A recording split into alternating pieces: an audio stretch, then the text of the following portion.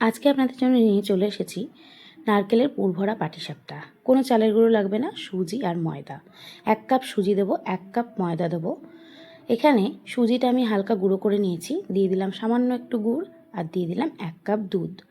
দেওয়ার পরে আবারও দুধ লেগেছে, তখন আবারও দিয়েছি, দিয়ে একটি ব্যাটার তৈরি করে ঢেকে রেখে দিলাম 1 ঘন্টার জন্য। দেখুন 1 ঘন্টা পরে পুরো এরকম আরও গাঢ় হয়ে গেছে। তো আমি আবারও দুধ দিয়ে এর মধ্যে এরকম ব্যাটারটা তৈরি করে নিলাম। তারপরে তাওয়া গরম করে তাতে তেল ব্রাশ করে ব্যাটারটা দিয়ে দেবো। দেখুন, দেখে আশা করি বুঝতে পারছেন কতটা ঘন বা কতটা পাতলা হয়েছে। দিয়ে ভালো করে একটু ঘুরিয়ে নিলাম গোল করে। তারপরে মাঝখানে নারকেলের পুর দিয়ে দিলাম, দিয়ে পাটিসাপটার শেপ দিয়ে এপিট ওপিট ভেজে নিলেই কিন্তু রেডি হয়ে যাবে আমাদের পাটিসাপটা, নারকেলের পুর ভরা পাটিসাপটা। নারকেলের পুরের রেসিপিতে আপনারা দুধ পুলি যে রেসিপিটি আমি শেয়ার করেছি, সেখানে নারকেলের পুরের রেসিপিটি আমি দিয়েছি, ওখান থেকে দেখে নেবেন।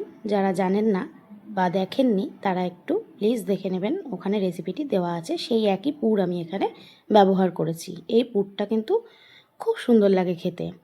আর এই যে চালের গুঁড়ো ছাড়া ময়দা আর সুজি দিয়ে বেশি ভালো লাগে আমার কাছে পাটিসাপটা। আর এই নারকেলের পুর দেওয়া পাটিসাপটা আমার কাছে বেস্ট লাগে। তো আপনাদের কাদের কীরকম পাটিসাপটা পছন্দ অবশ্যই জানাবেন। রেডি হয়ে গেছে আমাদের পাটিসাপটা।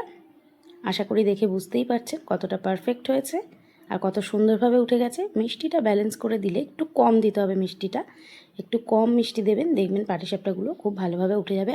আর সুজি ময়দার পরিমাণটাও ঠিক করে দেবেন। ভিডিওটি ভালো লাগলে লাইক কমেন্ট শেয়ার করে দেবেন। ধন্যবাদ।